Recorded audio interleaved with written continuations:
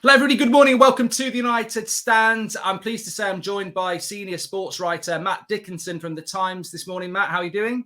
I'm doing good, thank you. Now, I suspect United fans are doing better for a bit of overnight news. Well, yeah. Well, this is the thing. It's very interesting.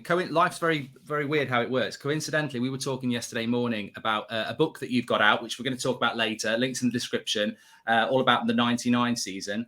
We were emailing about that yesterday morning. And then last night, obviously, this exclusive has come out about Sir Jim Ratcliffe, which we're going to talk about now, which has sort of led to let's do this interview today. And then we can talk about the book, but we can also talk about this interview, so this piece in the Times that you put out last night, not an interview, which I'm sure everybody's interested in. So the link's in the description about the book that Matt has written about the 99, and we're going to go into that in a few minutes' time. But yeah, the big news, Matt, is obviously this Sir Jim Ratcliffe piece that you wrote last night. I mean, I suppose the first question I would ask, and I think many people of our viewers would be interested in, is how did this story come about and how long has it been in the making? Because we had all this story about Elon Musk doing joke tweets, and we've heard about Michael Knighton's consortium, where basically he was trying to get us and Jim Ratcliffe to come out. And then literally a few days later, it does happen. Is that just coincidence, or has this been coming for a while? Well, I think almost a bit of both. I think the fact is that Jim Ratcliffe, as we found out with that the Chelsea story that I did in May, he already owns Nice in France, but he's been looking for other opportunities with clubs, and obviously his bid for Chelsea made it clear that he was looking for a top club, and we know he's phenomenally wealthy, certainly out of my league, and he has the means to pull off the biggest deals in sport in history.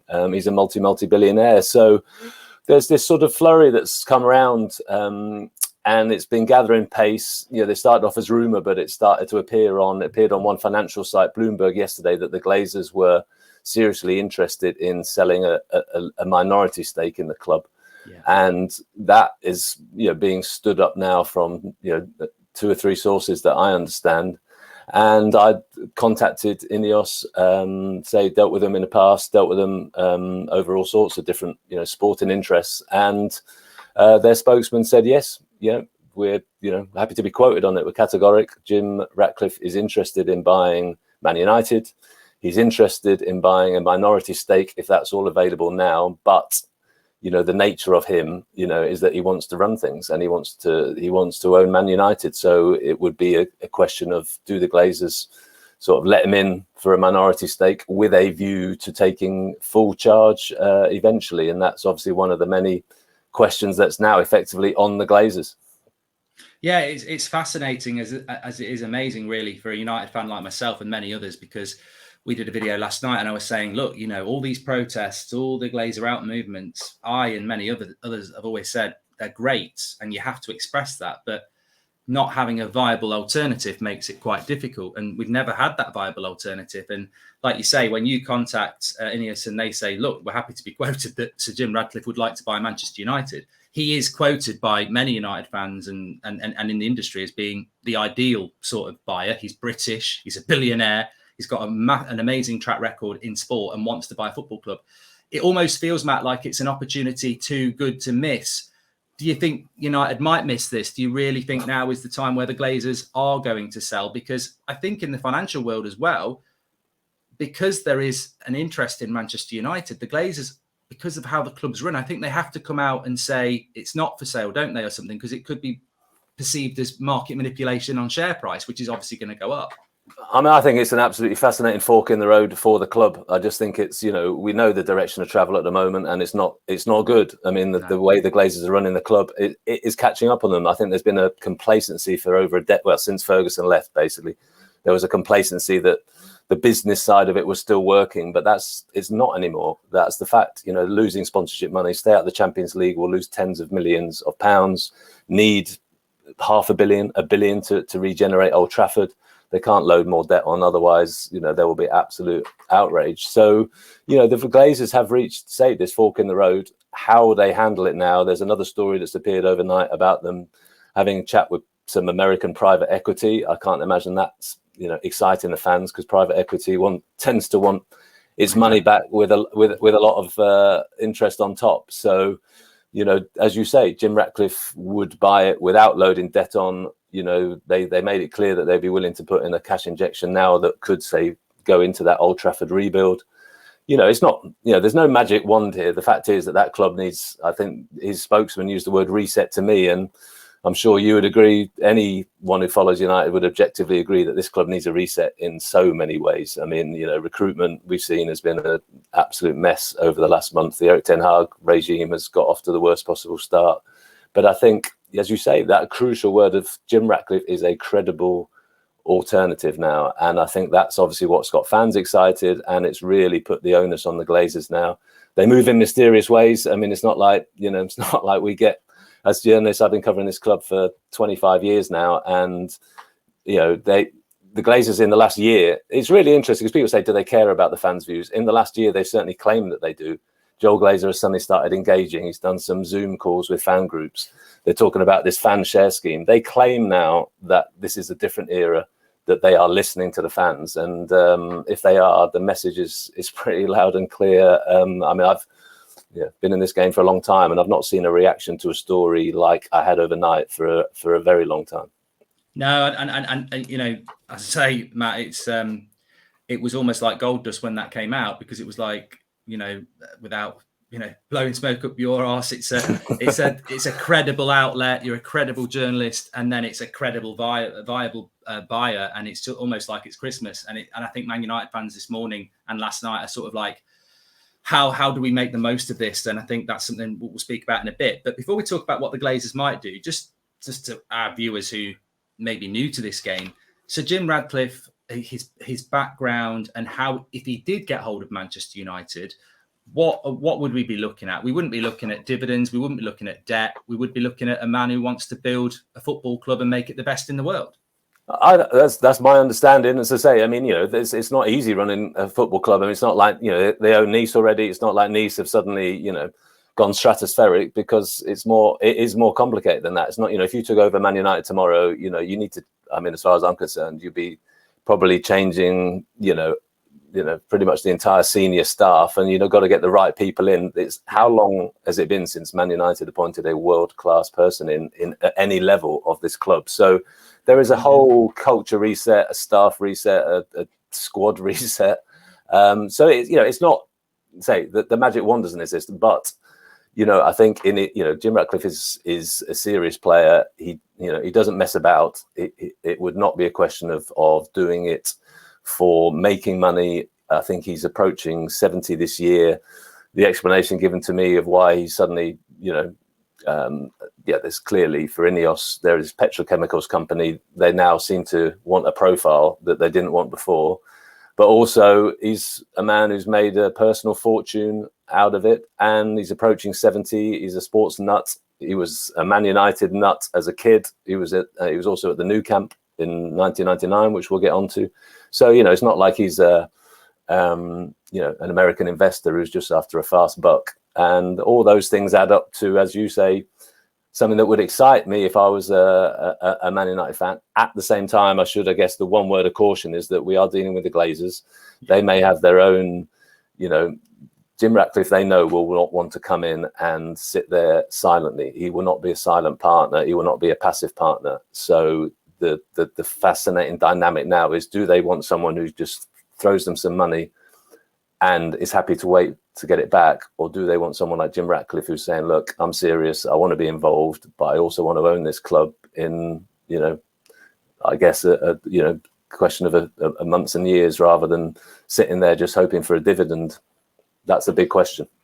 And I think that's the thing that the fans sort of feel now, where protests are there and sponsors can be targeted. It's that confusing state where it's like, well, what will be the next step with this? I mean, I don't know whether you saw some of the stories last night from some journalists. They were suggesting that this bid from potential bid from Sir Jim Ratcliffe already involves ex-players. I mean, 2 + 2 probably means it's Gary Neville, because I think the class of '92 were mentioned, and I don't think David Beckham, Nicky Butt, Paul Scholes, or Ryan Giggs, with his current things that are going on, are going to be involved in this, whereas Gary Neville's more of a business person. If that's the case, it seems like that it's more than just a statement. There may well be wheels in motion, which we can't really speculate on, because then you're getting into the world of bids and share prices. But it looks like it could be quite advanced, Matt, in their attempt to wrestle Manchester United from the Glazers. Well, I think I don't necessarily think so in terms of, you know, direct talks, but I think there is a sense that, you know, the Glazers that there will need to be, you know, some sort of build up of momentum. I don't think, because of what I said before about the nature of how Radcliffe wants to operate, I think that's something that, you know, the Glazers are not just going to probably just open the door and just say sort of, okay, done deal, because there are all those complications about where this leads. You know, I suspect the Glazers want to bring in a certain amount of money that sets a pretty high bar for what that would make the asking price of Man United. You know, if they hand over 20% of the club, they will want that 20% to effectively make the club overall value. I'm guessing, you know, we're all guessing on this, but I mean, it's not going to be less than 4 billion, I can't think, even though the current, you know, stock value, if we take it from the New York market, even after yesterday's jump with all this news, you know, it was starting off at 2 billion. So there's that disparity. So there's all these,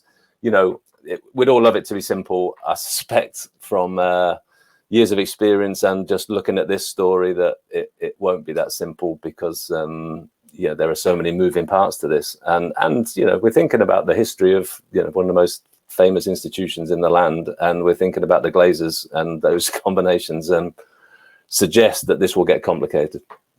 Yeah, I think for United fans, it's that dream moment of waking up in the morning and, you know, you're no longer a club in debt owned by people who openly are taking dividends every year and using you as almost a bank account to, you know, feed your lifestyle while all your other assets are accumulating in America and around the world. It's about getting one of the, you know, the greatest football club in the world back being a football club, when Manchester City a few years ago weren't like that and are that now. But the concern, I suppose, for United fans, Matt, is what comes next. You spoke there about this potential American investment. I think many Man United fans spent yesterday getting onto the social media accounts of Apollo and saying, "Stay away from our club," which to be honest, you know, the fans are more than capable of making the next few months rocky for the Glazers and anything they attempt to do. But that would be the concern, wouldn't it? Is that, yes, there is a viable buyer there, but it's not like Chelsea. The Glazers can just ignore that viable buyer. They don't have to go anywhere near them. They can go, well, we want this money from this American investment fund, which will allow us to.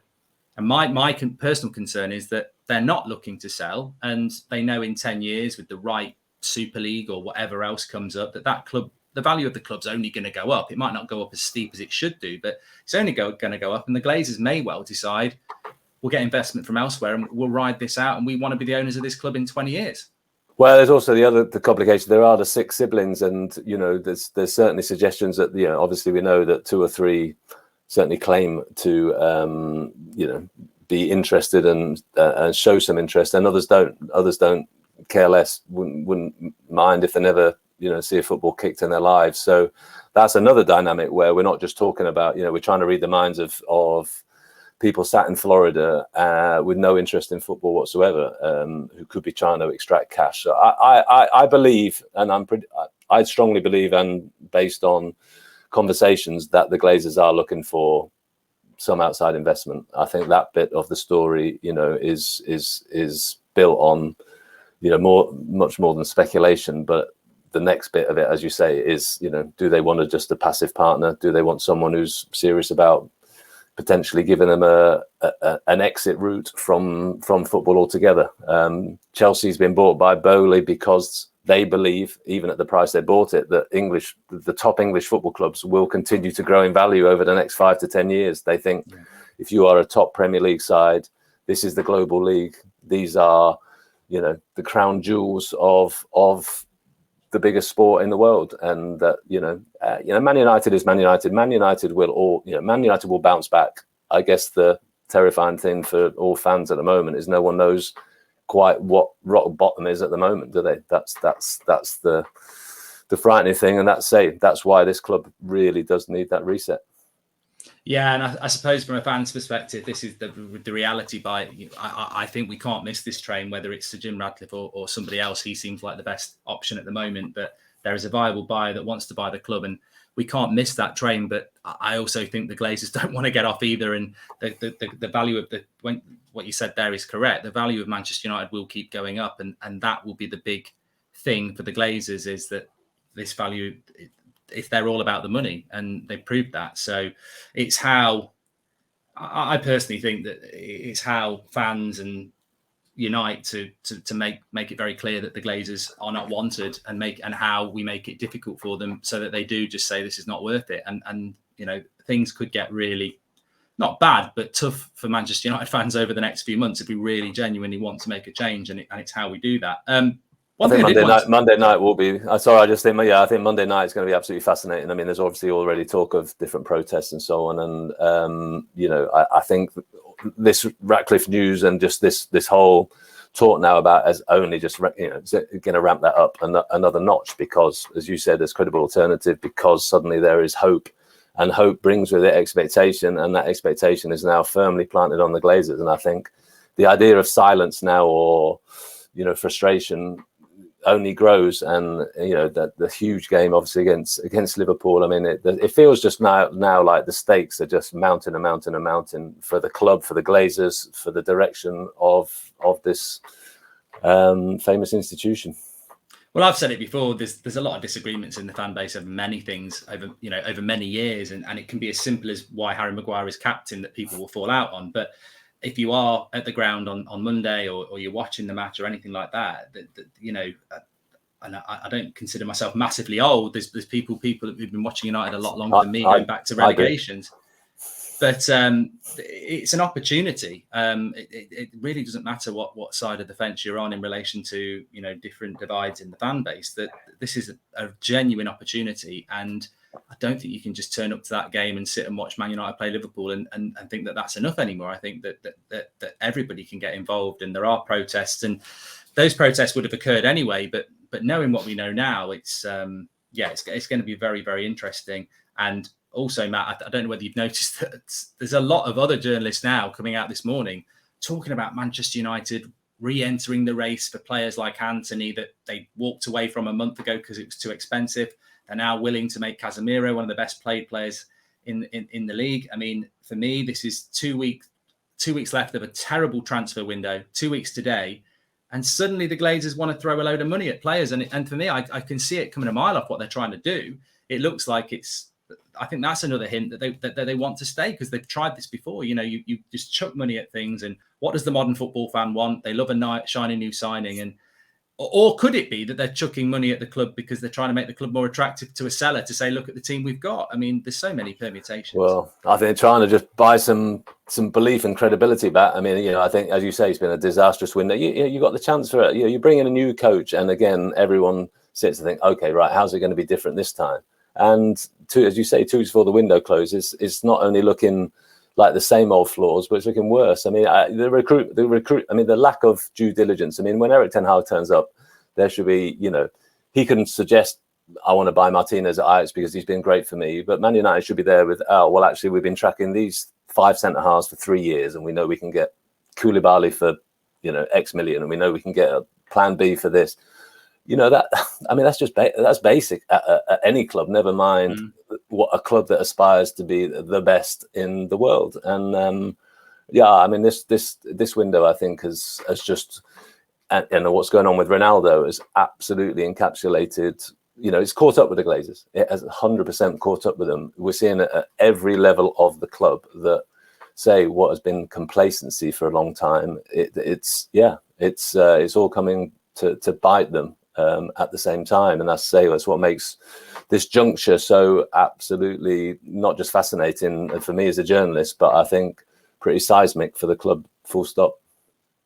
And just finally on the whole takeover bid, do you think that, I mean, not necessarily Sir Jim Ratcliffe's thing, but do you believe in the modern day that hostile takeovers can take place with work from the fan? I mean, this is completely my question, and I've not been asked to ask it or anything, but I'm just thinking, if you've got a viable buyer who can afford to buy the club, and the Glazers say we're not selling, and the fans sort of work with that viable buyer, surely you can force surely that's something that it may not happen, but United fans can cling on to, that look, if the fan base gets behind the person who's not in charge, who wants to buy the club, and the people who've got the club don't want to sell it, there are, I mean, fans might not be willing to do it, empty the ground and all that. But do you think in the modern day that's something that could work? It's worked through history. Well, yeah, no, I mean, in 90% of the case, I'd say yes, and in most rational cases, I'd say yes. But I guess I come to that point. We are dealing with the Glazers. I mean, they have shown to have the thickest skin of anyone we've ever dealt with. I mean, it's you buy a football club and you have to turn up behind dark windows, and you have to have bodyguards in at the club and everything that's gone on. I mean, would you want to? You're meant to be buying this. What me or you would be buying it because we want to sit there and enjoy our football, and obviously we know that that's not their rationale. So, I would agree with you if it was not for the fact that we seem to be dealing with stubborn, I think they've been deluded at certain times, but we're dealing with unique owners who operate in a way that we haven't come across before, and that's why we're trying to second guess them at the moment. We know, say there are signs of some sort of change, but quite whether they look at the reaction on Monday night and that triggers something else is another fascinating question, isn't it? It is. It's a great point, really, because if you think about Mike Ashley at Newcastle, he was probably a visible presence there. The Glazers can sit in Florida, and it's almost like you're playing a computer game, isn't it? Oh, look, look at them. They don't like us, but I'm in Florida. How many United fans are going to be, causing them a problem there? Very, very few. And I think the way to hurt the Glazers is to turn the money off. And I'd love to see. The trouble is, you don't know what contracts get signed. People say, well, Sir Alex should be getting behind this. But as an employee of Manchester United, he may well have it written in his contract, like every other manager has, that you can't say anything negative about this football club for a year after you walk away, and otherwise you're in court. And sponsors may have that as well. But I think the way to hurt the Glazers is in the pocket. The Super League certainly panicked them enough to get on a Zoom call, which sounds ridiculous to anybody else, but that's about as good as it's ever got for United, a Zoom call with a Glazer. So, yeah, we need to look at things. I definitely think so. But, Matt, it's been a pleasure to talk to you about that. The thing we were going to talk about, though, and we can lead into just at the end, is that you've got a new book out today, which we were going to talk about anyway. But there is a bit of a Sir Jim Ratcliffe link into that as well, you were saying. Well, no, I mentioned before, he was actually in the new camp in '99. He was one of the, as I was. I mean, basically, yeah, I've got, there you go. Fantastic, yeah. Yeah, Man United, the treble and all that. So I was lucky to cover United. I was on the Manchester beat in the 90s, and lucky to deal with Alex Ferguson, Beckham, Keane, Schmeichel, etc.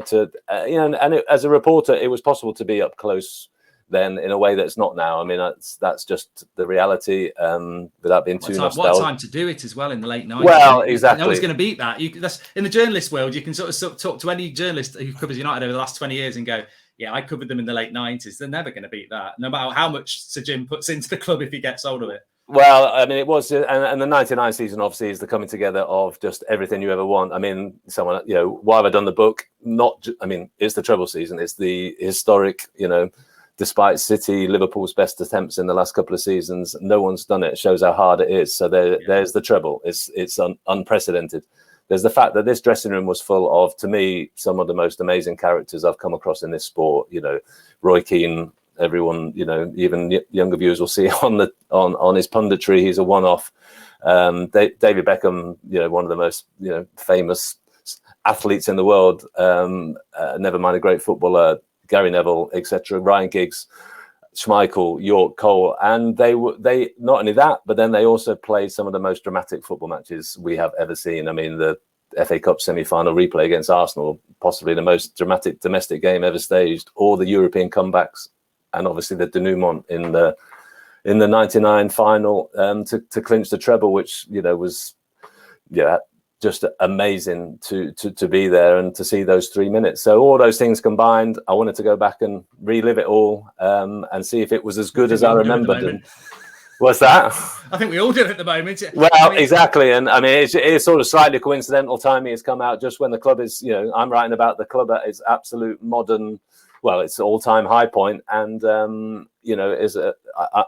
I imagine that for United fans, I'm hoping that a sort of trip down some glorious nostalgia might help at the moment, because obviously, there's it's tough times. But it was a joy to do it, to catch up with Beckham Neville and all the guys involved in that team at the time, and to talk it through. And they were, there's been some extracts out already about, complicated dynamics. It was an amazing squad culture, and at the same time within it there were rifts and rows and bust ups. For Alex Ferguson wanted big strong characters, and they clashed and they fell out, and on the way to all that glory. And but again, I think there are parallels with today's team. And when we talk about those big strong characters, I mean, how much would United give now to have a Roy Keane grabbing this by the throat, or Peter Schmeichel, etc., etc.? I mean, that's what it takes to succeed at United. It doesn't just take talent; it takes a personality that is willing to and able to withstand the pressures and expectations. Yeah, I can't wait to read it, Matt. I mean, I am old enough to remember that season, and I was old enough to just about be drinking. I can't remember whether it was quite legal or not. But the funny thing about that season is that it combined with the time of my life where I moved from England to Ireland, and I think I moved to Ireland around sort of February time, which is when the Champions League was just kicking back in again. But the autumn, there was some amazing Champions League nights. We played Bayern Munich. I think we drew both those games. Barcelona in the group stage. It was a really. I think we started the season off with a loss to Leicester, which was just after the '98 World Cup when Beckham was coming back. That season is. I mean, I get goosebumps now just thinking about it, because it's not just about Solskjaer and Sheringham. I mean, that night I'll never see a game like that again. It was just unbelievable. I was around a friend's house in Dublin who had this massive house. There's about 30 people watching it, all supposedly United fans. But when it hit the 90th minute, you realise there's only 2 real United fans there, because we were just like head in hands, couldn't believe it. The rest were thinking about going down the pub, and you think, yeah. But yeah, it was a season that was just interwoven with drama and ups and downs. And yeah, as I say, even pre-Christmas, there were some cracking games there, and I can't wait to read it, because. And I think for fans who were too young or who weren't born, it's just you'll read it and go, I can't believe that happened in our history. But it was an amazing time with an amazing team, and yeah, the blueprint's there really. But United have just lost their way. Well, and that's why I do think it'll be sort of poignant, really, but also insightful, Rita, because I also explore why Man United is this unique club. I mean, I guess there are. Those dates that everyone knows: 1958 for Munich, 1968 obviously for the rebuild and the European Cup with Best and Charlton, and then 1999 for the unique treble. And those are the sort of touchstones, I guess, for why United has become just this sort of say not just a football club. It's a sort of, it's got a global dimension. It's got a spiritual dimension. It's got, it's got a very special place for, millions of people. And, again, going back to write the book was trying to understand that, to try and work out how this club has got this special history, and to find out, we're talking about, that Ferguson time. We're talking about, Alex Ferguson, not just the most successful, but there's some good stories in there, I hope, of what it was like to deal with him close up, which as a journalist I can tell you was there's a lot of asterisks in the book, let's put it that way, for some of the bust ups we had. But we loved it. We didn't want to be anywhere else. If to be up close and see greatness being delivered, to see what it takes to be great, I hope that is relevant to United fans now, because this is the benchmark that the club should aspire to, has to aspire to. It's not good enough to be bumbling along, not in the Champions League, never mind trying to win it. Well, look, absolutely fantastic to get you on so quickly after your piece on Sir Jim Ratcliffe, Matt. But get that book, check it out. The link's in the description. I can't wait to read it. I think there'll be a lot of United fans excited to read that. And as I say, coincidentally, it's out today. Is it? That's correct. It is. Yeah, it should be in the shops today, on Amazon and everywhere else you can get it. So I think there's audiobook as well. So yeah, no, I hope people enjoy it, and look forward to any feedback, reviews, whatever. But yeah, it's I just think it is also just doing the book, having this chat, seeing the Jim Ratcliffe stuff. It's just reminding me how as if I needed it, of just how big Man United is. I mean, say the reaction to that story overnight has just gone wild. The interest people have shown in the book already, the extracts we've had, it just shows that the scale of Manchester United, and that's that's an important reminder at a time when the team itself obviously has been going through some rubbish times. It is an important reminder, and I think I and many United fans would say this is why we need to get our identity back. It has been lost, gradually been lost, certainly over the last 10 years. And yeah, it's a stark reminder of how things can turn positively quite quickly. If you want to get your hands on the book, the link's in the description. Do check that out. We are planning on doing something a little bit later, probably, you know, closer towards Christmas on the book anyway. But because it's out today and because this article had come out, I really appreciate you giving us time to do that, Matt, and thank you very much for coming on. Appreciate it, Mark. Cheers. Thanks very much. Thanks everyone for watching. We will obviously be back with more content. Maybe there'll be more stories coming out as well. But thanks everyone for watching. Make sure you smash a like on the video. I'll speak to you all soon.